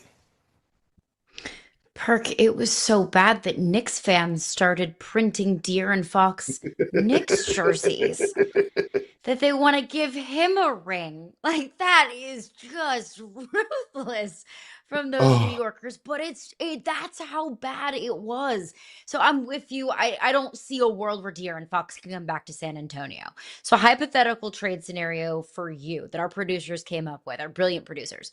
Okay. De'Aaron Fox to Utah for Jaren Jackson Jr. What say you? I say no. Why? I say no. One, they have a small guard over there in Utah that's on the rise in Keontae George. I believe that's If I'm getting that right, I'm all over the place. And the Utah Jazz have the second pick, and I believe that they're probably going to draft. Although Darian Peterson didn't want to work out with him, didn't take a meeting with him. Like Ace Bailey tried the same thing last year, and guess what? The Utah Jazz still drafted him. So, they could possibly take Darian Peterson or Darius Acuff with the number 2 pick, because I heard his workout went great. So it takes two sides to tangle. And me knowing Danny Ainge and Austin Ainge, who's running the front office. Austin, by the way, I've been knowing him since, his breath was smelling like Similac back when I was in Boston. Proud of him. I don't think he fits the culture. I don't think he fits the mentality that, that they want down there in Utah. Like, they want dogs. And I'm not disrespecting De'Aaron Fox, but I'm just saying, I don't see in the world where Danny is going to do that. They just traded for Triple J. They're not going to get rid of him. All right, Perk, so make me smarter. Okay, obviously I didn't play in the NBA. You did. I'm trying to figure out what to do with the Wemby that was so good through the playoffs, and I thought was horrible at times in the finals. The turnovers, not coming up big. So I'm the Spurs. I bring Perk in, and I say, I need you to sit down and figure out what to do with Wemby. How do you handle somebody that's supposed to be the face of the league that I think came up small in the finals over and over and over again? Jay, I can't believe you straddling the fence right now. Meaning, I'm used to you being, loud about it, but I'm going to say it for you. Wemby was soft. Let's keep it real. He was soft and he was scared, especially in the big moments. He did a whole lot of barking in the interviews, but he did no biting whatsoever. And if I'm in that locker room and they bring me in, the first thing I'm going to do is actually tell him to embrace being a big man first with guard skills. That's the main problem. The problem is that Wemby offensively wants to be Kevin Durant. Instead of Wemby being Giannis and being dominant in the paint. Every time he has that mindset, the Spurs win in great fashion. And the next thing I would do is he has to develop a signature post move. I don't know what his signature post move, a face up to a jump shot. Every single time he shot a jump shot, or if he made or missed it, if I'm the opponent, I'm saying yes, because you're letting them off the hook. Last but not least, we have to keep the same energy that we would keep for Rudy Gobert down there in Minnesota. Wemby was getting his ass towed up in those 4 quarters. Jalen Brunson was picking on him. In game 4, Jalen Brunson put him in 21 of the actions. 21 in the second half. We're talking about the defensive player of the year. How many times did we see OG Anunoby tomato chest him and take him to the basket? They were literally hiding after game 1 and game 2. They made an adjustment and started hiding Wemby so that he didn't have to guard Karl Anthony Towns. Like, we're talking about the defensive player of the year who won it by a landslide. He got my vote. So the first thing that I would do is, one, we would have to have a real conversation, uncomfortable conversation, and tell Wemby, and I would have to tell Wemby, hey, bro, I need you to be a big man at all times. I need you to embrace being 7'5". Because the one thing that I noticed, even when I was at games 1 and game 2, is that when they announce Wemby's name and they announce, his position, they don't say center. You know that, right?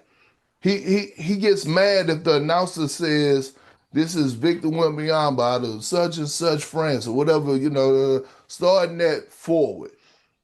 So he don't even want to be labeled as a center, which is crazy to me. Like, you're 7'5". You could be the most dominant player in the league by just embracing being a big man.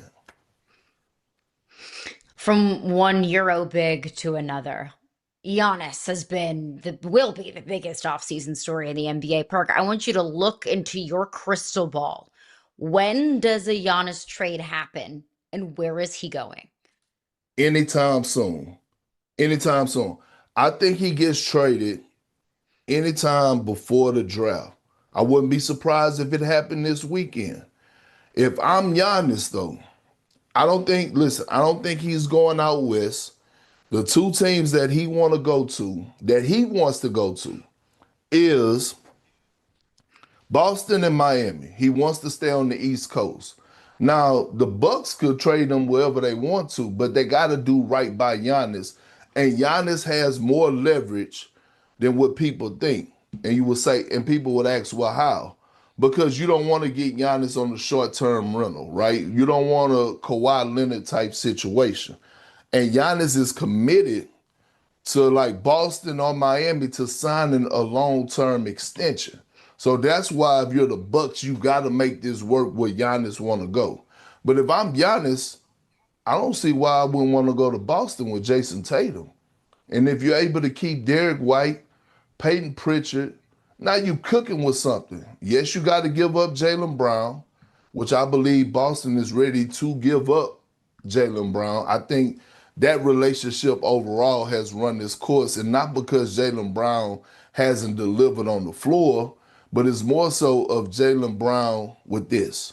And I always say, I don't have a problem with people doing podcasts, but you have to be very, very careful when you're doing a podcast during the season, because that one thing could damage a locker room, right? It could hurt relationships because you may say something that could be offensive, right? Like, I'm still waiting on Jason Tatum to join Jaylen Brown's stream.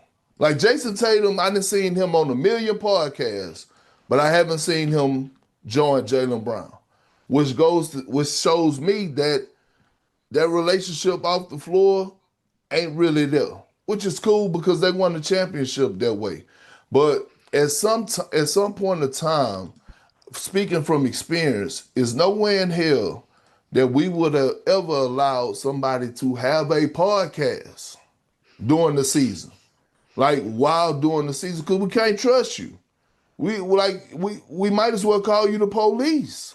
At that point, we don't know if you go share locker room secrets. We don't know if you go share stuff we just studied on in the film room, incidents. We don't know what you go do. That's why it's a fine line, and that's why it's dangerous. But if I'm Boston, I'm Brad Stevens, the first thing I'm doing is I'm putting together some type of package that the Bucks cannot turn down, and I'm bringing Giannis to Boston. That's Paul Pierce and KG all over again when you talk about Tatum and Giannis.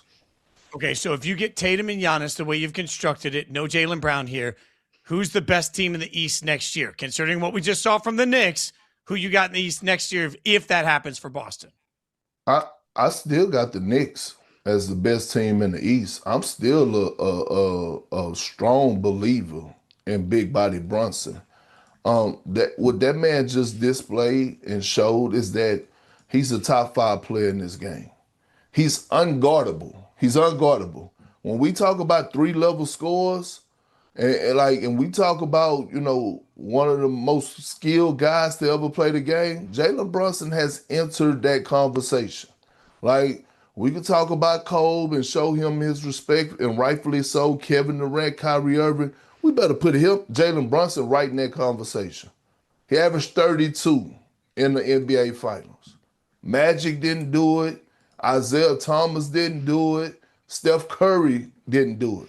Nobody averaged at the point guard position that amount of points since like 50 years ago. And I don't even know if we was keeping track of stacks 50 years ago. Hell, I don't even care what happened 50 years ago. But I do know this. OG Anunoby, when we talk about valuable players, he's top 10 when it comes to his value and what he brings to the table on both ends of the floor. Every team in the league will probably give up a franchise guy to bring in OG Anunoby. That's how valuable he is. When you talk about giving up picks, like his value is worth probably way more than a Julius Randle or Austin Reeves, right? Like seriously, I would rather have 6'8", 6'9", a 3-and-D guy that does everything. His versatility defensively, like he guarded Fox, he guarded Harper, he guarded Wemby. Offensively, he shot 50% from the 3 throughout the playoffs. Almost 57% from the field, automatic from the free throw line. You can't put a value on that. And Karl Anthony Towns, he solidified himself as one of the best big men in the game. Like when he came out in game 1 and game 2, and he was attacking Wemby off the dribble, and he was going at him, I was like, you know what? This the Towns I've been missing. But they just have a group that's gelling, and they're not satisfied. So I will still have the New York Knicks as the favorite starting next season coming out of the Eastern Conference. Yeah, he's one of the best big men at ESPN. You know it. Follow him on social media at Kendrick Perkins. Even a better dude off camera, man. Love you, buddy. Thanks for coming on with us. We appreciate your insights. Keep killing it like you always do. Jay, Caroline, I appreciate y'all. Y'all keep up the great work. Y'all my family. Hey, look, call me on anytime. I'm always ready to talk hoops. Oh, man, just amazing work from Perk as always. One of my favorite in the world to watch and to hang out with. Perkins doing great stuff. We appreciate him. All right, we'll keep you updated. More thoughts on Giannis coming up next on Yahoo Sports Daily.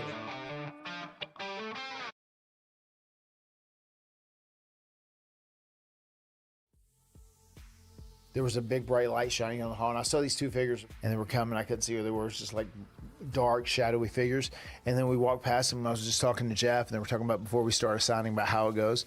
And then grabbed me from behind. He's like, hey, he says, you're not even going to say hello to me? You're doing that? And it was Taker. I said, I had no idea it was you, but that's so cool. It's so good to see you, man. I gave him a hug, and I said, man, I got to tell you, I said, I'm super excited for you, man. Are you excited for Dave Meltzer to give you the Booker of the Year award? And he said, shut up,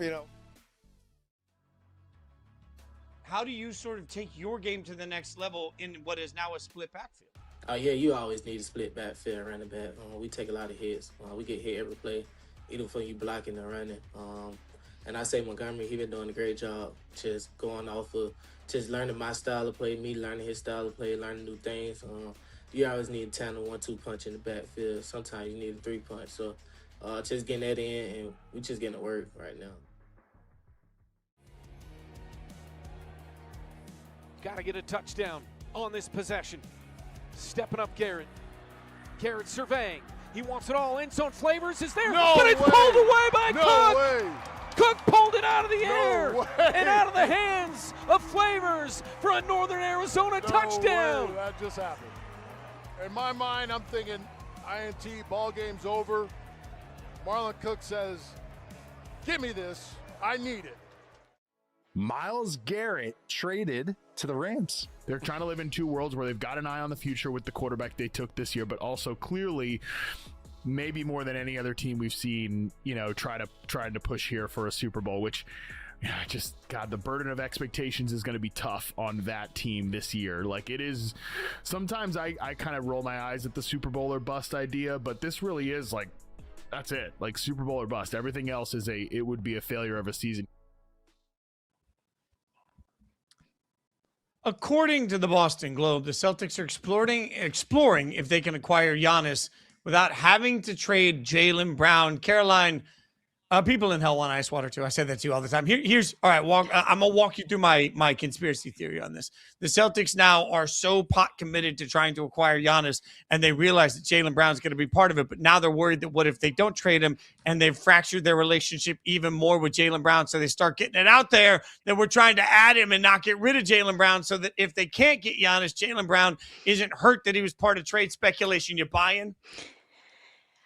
I don't know what to believe anymore, Fitz. It's like this Giannis sweepstakes, I feel like, has just made us all do mental gymnastics. I see what you're selling at 100%. I just don't see a world where the Celtics can hold on to all three, Jason Tatum, Jaylen Brown, and acquire Giannis for a couple of reasons. How the heck do you afford that? Do you know how much money Jaylen Brown makes a year? No. I looked this up last night doing my research, just, trying to come up with, takes and thoughts for the show. Jaylen Brown is making $57 million next year. And that goes up to $61 million in 2027, 2028. And he's also extension eligible for a deal up to $75 million, Fitzy. $57 million for Jaylen Brown. Look, I like Jaylen Brown. I think he's a great player. I think he fits the Boston mindset and the culture of that team so well. He single-handedly carried the Celtics to the playoffs this past season. I don't deny any of that. Jaylen Brown's overpaid.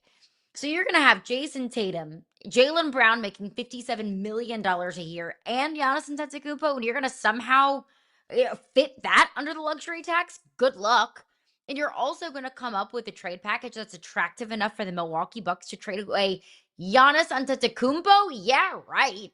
Like, if I'm Milwaukee, I'm not doing anything less than Jaylen Brown, and you're going to have to do a little bit to sweeten the pot, I think. So I don't see how that makes sense. I also don't know how advantageous that really is for the Boston Celtics, because you're trading away a guy in Jaylen Brown who has hit that 65-game threshold 4 of the last 5 years, for a guy in Giannis who has some serious injury concerns and has only played 8 of the last 16 Milwaukee postseason games. I don't think, if this is a move that goes through, let's just say Giannis for Jaylen Brown and whatever else it would take to make this deal worth it for Milwaukee, I don't think Boston is better. That comes back to something we just asked Perk, right? Like, he puts together this concept of the Celtics getting Giannis, and then we look around and say, okay, well, does that make you better than the Knicks? And his answer to that was no, right? Like, No. This is such a complicated portion of this, because I understand Giannis is not going to be a Milwaukee Buck. I think we all understand Giannis is not going to be a Milwaukee Buck. The hardest part about that is trying to figure out where Giannis goes that gets him those titles that he wants to be hunting for, and also what it all means for Milwaukee. Like, the only reason I love the idea of Giannis to the Celtics, frankly, is because I would love to see at least the Milwaukee Bucks get something back that makes them relevant. Jaylen Brown would be that, right? Like, I think we forget sometimes that Milwaukee wasn't just bad for a generation. They were a forgotten NBA franchise. There's a whole group of people in the 80s and 90s that cared about the Milwaukee Bucks about the way the current generation cares about the Sacramento Kings. Like, nobody was out there wearing Milwaukee Bucks jerseys. Nobody was out there saying, we love the Bucks. That wasn't a national conversation. There was never a thought of, oh, should the Bucks play on Christmas Day? No, none of that existed until Giannis. And Giannis created a different level of attention. Giannis created a championship. Now, when I look at all of this, I love the idea of Giannis going somewhere that benefits him.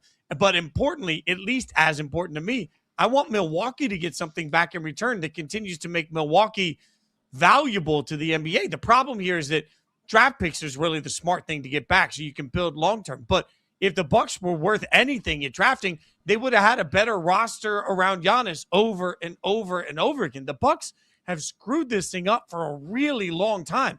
So now I got to believe that they're going to get something back of comparable value for Giannis that keeps him relevant. while also utilizing the assets that they get in return for Giannis to make them good again. I don't trust any of that. I think lost in all of this chaos of the constant Giannis rumors, the constant Giannis speculation is that I'm not sure any of this is going to be better for Giannis, and I'm damn sure none of it's going to be better for the Bucks. So all I see are a lot of people that are going to lose out of the transaction, inevitably sending Giannis somewhere where he's still not going to win a title. The Bucks still aren't going to get where they want to be, and everybody's still going to be frustrated that Giannis Antetokounmpo and the Bucks couldn't work it out. I think anywhere Giannis goes is going to be better for Giannis because Giannis just wants to be out of Milwaukee. It is so clear and it is so obvious. We all read that Chum's report from back in April where it was talking about how, Giannis requested to the front office long before we were even, talking about a Giannis move out of Milwaukee, how he and his representation were so frustrated that a deal wasn't done. They were so frustrated a deal wasn't done at the trade deadline this past year that it's run its course. It's done. It's been a beautiful marriage. They won a championship together. Milwaukee is on the map in the basketball world. They had a lot of fun together, but it's just time. It's time to move on. So I think, anywhere that's not named like the Utah Jazz or the Sacramento Kings, I disrespect to those places, is going to be a better situation for Giannis, whether that ends in another Larry O'Brien trophy for him or not. The question is, though, is it going to be better for that team? Is whatever team that trades the farm that I think is required to make this deal go through, is that team better with Giannis than where they are right now? I do not think that the Boston Celtics are better with Jason Tatum and Giannis Antetokounmpo than they were with Jason Tatum and Jaylen Brown. I don't think the Miami Heat are significantly better enough to make that big of a difference with Giannis than they are without him. And that's, I hate saying that about a player of Giannis's caliber, an absolute superstar in this league. Where does he rank amongst the best players that have ever played the sport? Top 20, top 30? We can have the debate. I hate saying that, but it's just the degradation on his body, the availability, the injuries, not being readily available out on the court. All of that worries me way too much to give up what it would take and to pay Giannis what it would take to acquire him. That's the hardest part of that. Look, you can't just sit around and do nothing. And I will acknowledge that. You can't just sit around and do nothing. So if Milwaukee in this trade package, I think we all agree, and I won't speak for a year. I believe we agree that going to Miami is probably the most likely outcome. Giannis is going to end up this week being traded to the Miami Heat. Caroline, we agree on that as a general concept? If I had to put my money on it, yes, it would be Miami. And so, look, and most of the speculation is involved trading several pieces, the 13th overall pick in this draft, Tyler Hero and Jovic, right? So, and then the concept is that Milwaukee will then take Jovic and Hero and try and trade them out to get more draft pieces, which is part of why this is trying to get done as quickly as possible, because it gives them the most flexibility to try and turn around and get more pieces done quickly around the draft. I understand that if you're Miami, you can't just sit here and do nothing. But I don't think that Miami is sitting here a Giannis away from suddenly being better than the best in the East, and that's difficult. I don't have a solution that really makes Miami better than the best in the East. So maybe I'm being overly linear and logical in all of this of looking at it and saying, well, it's not going to make you the best team in the East, so what the hell are you doing? But if you are Miami, you are going all in on the concept that it's going to make you at least in the same tier as where Detroit is and where, Cleveland, whatever they're going to be next year. The Knicks, who we've already talked about, looks like they have just unleashed a demon to become a juggernaut. And then whatever the Celtics are going into this. Reminder, the Celtics, we're talking about the Celtics like they had a bad year because they had a bad playoff. But the Celtics were far ahead of schedule the entirety of the year, and they didn't get a healthy Tatum back until the end. If Tatum and Brown can kumbaya and come together, we've seen that Celtics team win a championship. So what's crazy for me is that I understand the aggressive move for the East. I just think that, for being honest, it probably makes them the 3 seed in the East next year. And all of this talk and all of this clamoring to be the 3 seed in the East just feels like a waste. I want to stick on the Celtics for a moment, because I think that this is a really big part of the Giannis sweepstakes. How bad has it really gotten with Jaylen Brown? Going back to, his live stream, his podcast, whatever it is. And he talked about how this is the most fun he's ever had playing basketball was in the year without Jason Tatum. And we talked about that a lot in the show. I think we everywhere nationally talked about what does he mean by that? That's an awfully strange look to talk about how much fun you've had without somebody.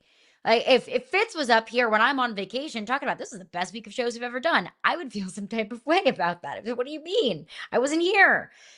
And we just had Kendrick Perkins on. Perk said, I've never seen Jason Tatum on his live streams, which, that's somebody that's played in the league. So I'll take Perk's word for it. So how much do we really think is like the relationship souring between Jaylen Brown and Jason Tatum? How much is the relationship souring between Jaylen Brown and the Boston Celtics? How bad has it gotten behind closed doors? Because if it has gotten to the point where the Celtics say, we just have no other option but to move Jaylen Brown, then all of a sudden things get much, much more interesting. Then all of a sudden the Jaylen Brown's been available, the way he's played this past year, MVP caliber here, all of a sudden all of that could be thrown out the window when we're talking about the Giannis sweepstakes. All of a sudden, I think Giannis to the Celtics feels that much more probable. That makes that much more sense. But that is only if the relationship with Jaylen Brown and the organization has gotten so bad that they have no choice but to move him. I don't know if it's gotten to that point, but that live stream where he was talking about this is the best year of basketball, my favorite year of basketball, whatever his words exactly were, that's not nothing to me, Fitzy. It's not nothing, but I think the problem is, in my mind, we've spent so long trying to rip apart Tatum and Brown. I mean, this is that sort of, when you've covered the league for a second, how many hours were spent on television shows, pre-championship and radio shows that I was a part of at ESPN at the time, talking about the fact that, well, no duo has ever played this many games together and not won a championship and then eventually won a championship. We were running with that every single day as people were saying, well, the Celtics just can't do it. It's impossible. It's been proven that it can't be done. These two just need to be separated. They need to figure out which one they want to keep and which one they don't want to keep. All of this has been happening for years. So you're right. Maybe there's a divide, but I also just think that there's been the perception of the need for a divide for so long that it skews the way that we judge everything that the Celtics do. It's not nothing. And I honestly never thought about it until Kendrick Perkins told us earlier on this show, hey, I've never seen Tatum on Brown's live streams. I'd never thought about that. And you're right. That's not nothing. That there is something to that, especially once it got controversial, that there is some moment of they could clear a lot of this up. And that's what's really interesting about the speculation of the NBA. A lot of this could be cleared up by the two of them just getting on their own live stream, their own podcast, their own Twitch, their own Instagram, whatever they want to do, and just hanging out together. If we saw the two of them hanging out in the club, having a good time, everybody would say, oh, yeah, they worked it out, right? So I think the hard part for me is that I've just spent so many years hearing about Tatum and Brown can't play together. And then I thought that looked pretty foolish for a lot of us when the Celtics turned around and won a championship. And now I'm thinking about just a Celtics team that was so much better than they were supposed to be. A Celtics team that was so good this year that they had the coach of the year. A Celtics team this year that, take their playoff performance aside, we came into the playoffs saying, oh my God, with Tatum back, can they win a title? Even though Tatum was coming off a horrific injury that takes a minute to get your legs back under you from. So I look at the Celtics and say, I'm not as comfortable ripping apart Tatum and Brown, even if they don't like each other. I'm not that comfortable ripping them apart because I've seen that the best of the two of them on the court at the same time literally can win a championship. And I've seen that the best of either of them can make you the best team in the East. So if at this point, it becomes my job as a coach, as a front office, as a scout, as a GM, as the cafeteria worker. I don't care. Every damn person that works behind the scenes with Boston has one job right now in my mind, and it's to make the two of them get along, because I don't think there's a world, minus Giannis coming into this equation, I don't think there's a world where the separation of Tatum and Brown actually makes the Celtics better title contenders next year. Another little chapter of that, too, is Tracy McGrady coming out and saying that Jaylen Brown was frustrated with the organization. That's his mentor. That's coming directly from the mouth of Jaylen Brown. But then we're hearing all of these things from Jaylen Brown saying, I love this organization. I want to be here for the next 10 years. So I don't know if everybody just held hands and kissed each other and made up, or if Jaylen Brown doesn't want to look like he's being difficult. But I'm with you that I'm not willing to tear this duo apart. A duo that you won a championship with just a couple of years ago. It has not been that long. Maybe in basketball years, 2020, what year is that? 2024 feels like a long time ago, but it wasn't. I don't think that the Celtics got bounced from the playoffs by the Philadelphia 76ers as early as they did, way more prematurely than they should have, because Jaylen Brown and Jason Tatum just don't work. I think they got bounced from the playoffs because I think Joe Mazzulla's system is stupid. Because if you just chuck up 63s a game, you're not going to win very many games. So I'm not putting, if anybody deserves the blame in Boston, I don't think it's Jaylen Brown or Jason Tatum. I think it's Joe Mazzulla and his wonky, dumb system. So I don't think that just a premature exit from the postseason is enough reason to pull those two apart. If I'm Boston, if I'm making the decisions in Boston, I'm saying, Giannis, thanks, but no thanks. We love you, babe, but we're going to stick with Jason Tatum and Jaylen Brown and run the score back. Yeah, and I'm sitting down with both Tatum and Brown and saying, hey, we pay you how much? Get over it. Whatever your issue is, get over it, couch it. Let's go win another ring. Also, for the record, if Caroline's best friend comes out to media and says that she's miserable at Yahoo Sports, there is a value. Like, you're right about that. Like, no matter what any of us say, like, one of his best friends comes out and says, oh, he's really not happy. That is a frustration. Obviously, it's going to play itself out this week. In the coming days, we'll find out about it. We'll have every single ounce of every update along the way. But coming up, it is time to get wildly weird. It's Mascot Day, and we're going to celebrate it the way no other show in history ever can, has, or will.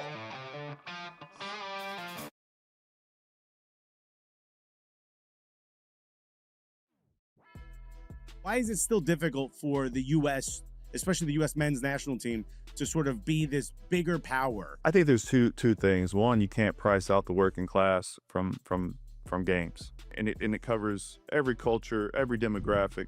Also, you have to inspire, right? You need a product on the field that makes people want to go spend that money to watch you play, right? And so I think that's the two things that you're kind of dancing with. Possibly for one of those RPO type plays where you put it in Tomas's gut, but you see the sticky coverage on the outside, trying not to allow for easy completions. From the 16.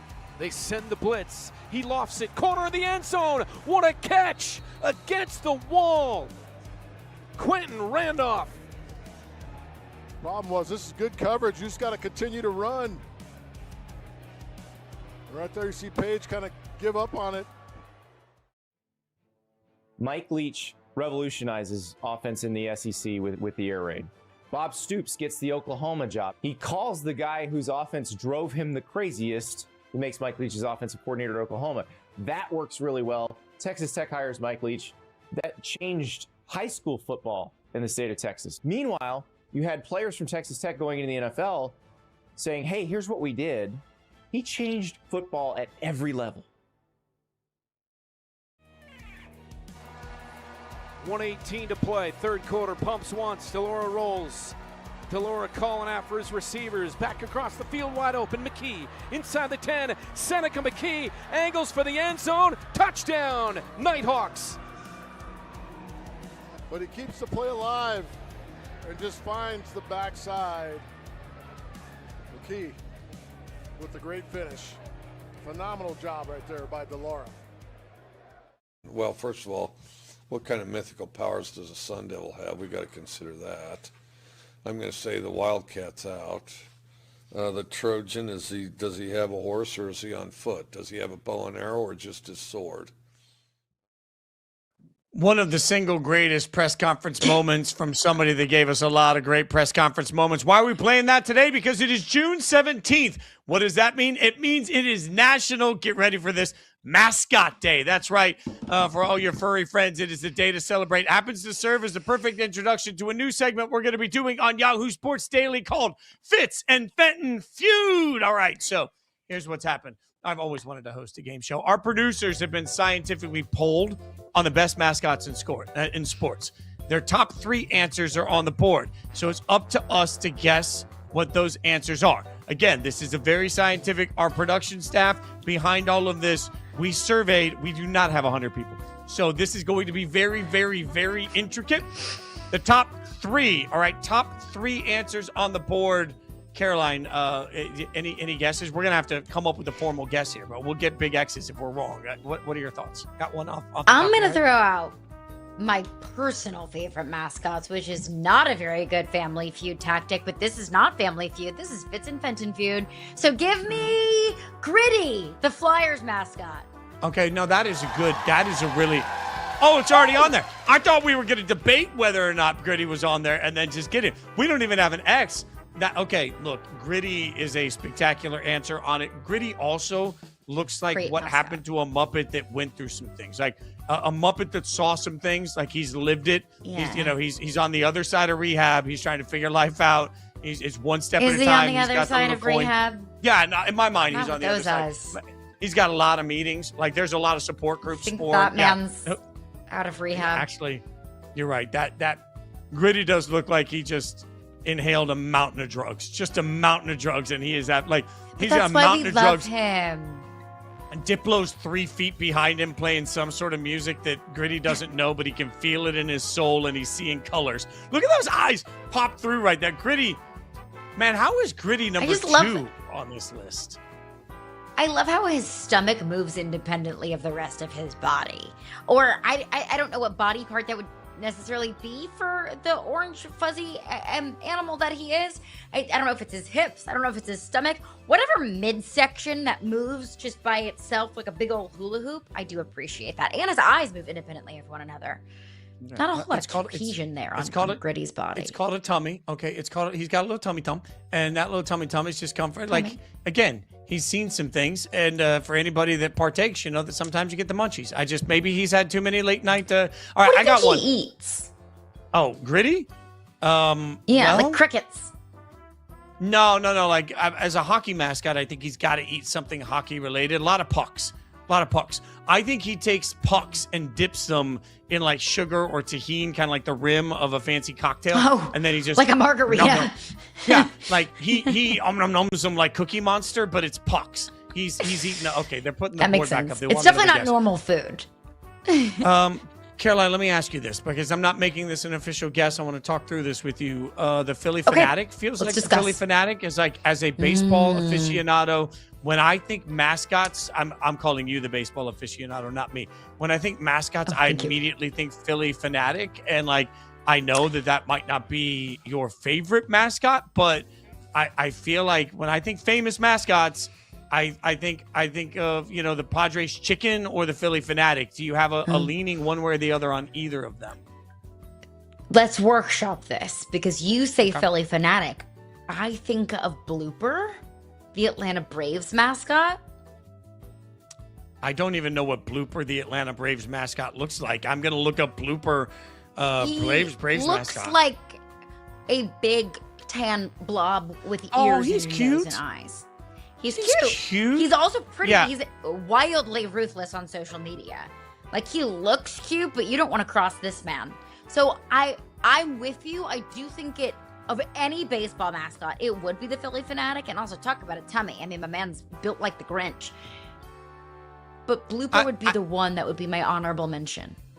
Okay, I think I'm going to, if you're okay with it, I'm going to officially submit the Philly Fanatic as a guest. This is our production staff. We'll see how we did. Philly Fanatic.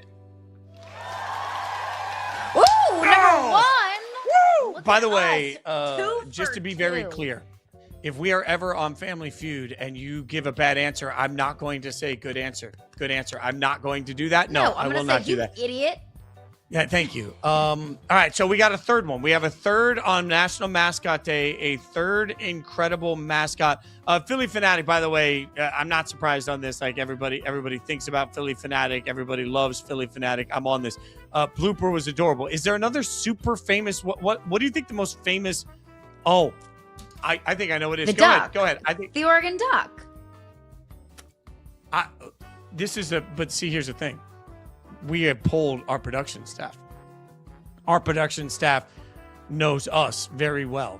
When our production staff thinks of great mascots, do you think they're thinking of Oregon or do you think they're thinking of that helmet behind you? Like, Do we have some? Well, that's like, what we have to call into question is, are we talking mascot costumes or are we talking live mascots? Because there's no live mascot better than Mike the Tiger. I mean, I know that Colorado has a buffalo. I know Auburn has an eagle. It's a freaking tiger, okay? That's, debate over. If we're talking mascots in a costume, the Oregon Duck's iconic.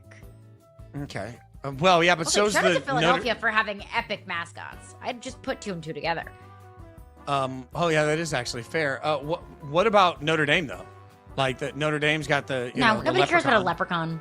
Okay, nobody cares It's about a a leprechaun. person. If it was a real leprechaun, then that's a different story. But we just got a person dressing up in tight pants and pilgrim shoes. Look, when I think of LSU, I think of Mike the Tiger. But I don't know that Mike the Tiger counts. But we don't have an X yet. Do we just see if they were placating the group and give them Mike the Tiger, or do you want to go with the Oregon Duck? What's the Oregon Duck's name? Duck. Okay, Duck. We're Right? gonna go with Duck. Do you want? I don't know. Do you want to submit? Do we go with the? Yeah, we're gonna. Do you want to go with the Oregon Duck? Is there a non-college mascot that we're missing here? Like, there's no great mascot in the NFL. No, but what about like the Miami Hurricanes mascot? What about Sebastian? Oh, Sebastian. Sebastian's a pretty fire one too. No, okay. Sebastian's no, all right. the inferior mascot bird. Oh wow! Yeah, I apologize for your menchies because Sebastian. All right, let's go with the Oregon Duck. We're gonna go with the Oregon Duck. We're gonna see if we get one here on the Oregon Duck. What? That is an aggressive X. Wow. Do we believe? Shocked. I mean, what about Al? Like maybe it's in Alabama. Like maybe. No. Again, it's our production staff. What's the most? We don't have an NBA one. Mascot. You Okay. have like 5 mascots. Okay. You have one and you stick with it. So take notes, Auburn and Alabama and Tennessee. What are you, a dog or you a volunteer? Like, pick one. What about? I'm just thinking that a couple of the people on our staff are big NBA fans. What about Benny the Bull? Like Chicago Bulls, like that's a famous NBA mascot. You know, I don't know how we feel about throwing an NBA mascot in there. No. I think is Benny the Bull better than the gorilla for the Suns? No. But I hadn't thought of the gorilla for the Suns. I don't know. It's your call. I think they put a college football one in here to placate us. So I think it's a college football mascot. I just, I would. Should we go with Mike the Tiger? That was our second option. Let's go with Mike the Tiger. Is Mike the Tiger on here? Go Tigers. Dang. Over on college mascots. We only have one X left. We only have one X left. 2 for 2 left. and now 0 for 2 in the last 2 guesses. I liked both of our guesses though. I thought both of our guesses were good so far. It's got to be a college football, right? It's got to be. I mean, it's not the Oregon Duck. It's not Mike the Tiger. No. Could it be Brutus? Is that his name, Brutus? The Ohio State mascot? Wait. What about Charlotte? What's the Hornets mascot? Because Doug on our show loves the Hornets. Oh, Hugo. What's the Hugo? It's got to be Hugo. Did we put in Hugo? Hugo, is it Hugo? Oh, come on. What were the? I thought we were going Hugo, to though. Do you? I mean, what? Mr. Oh, Met? Mrs. Met. Oh, Mrs. Met. Mrs. Met? Yes, the better Mrs. half Met? of Mr. and Mrs. Met. How do you decide which Met you're putting in? I respectfully disagree. I do love Mrs. Met, though. Shout out to Josh Golden, our great producer that works on the show all the time. I think this was just our attempt to give a little nod of the cap to him. Like, I wouldn't have even, like, Mrs. Met? I didn't even know Mrs. Met existed. I didn't know Mrs. Met existed. Yeah, You did that it? shows you. No, I knew there was Mr. Met. I didn't know about Mrs. I know we'll be back tomorrow at 9 a.m. She's a woman in She's STEM. Caroline Fenton. I'm Jason Fitz. We're both cooler than Mrs. Met. Come hang out.